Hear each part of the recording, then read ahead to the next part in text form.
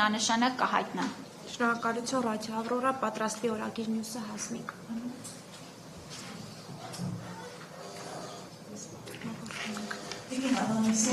Այսօր դպրոցական դահուկագրենը շատ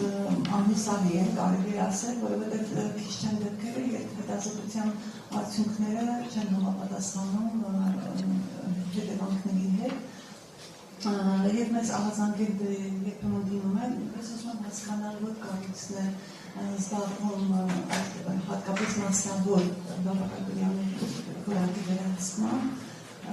այդ մասով ինչ կարող եք ասել եւ ինչ հաջողականության ստուգումներ իրականացնել։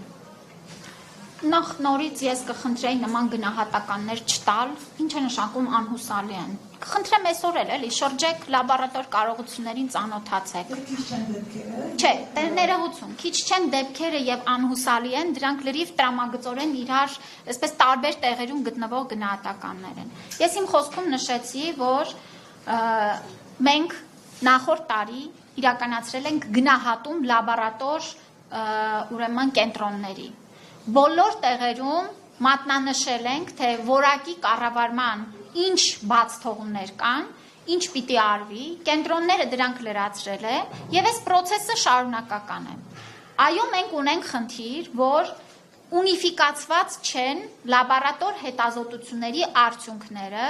դրանք պետք է լինեն նույնական անուններով, նույնական չափման միավորներով, ինչը մեզ հնարավորություն կտա վերահսկելիություն ապահովել եւ վստահ լինել, որ այս կենտրոնները ճիշտ ժամանակին ռեագենտների ստուգման, կույր հետազոտությունների առումով անում են իրենց անելիքները։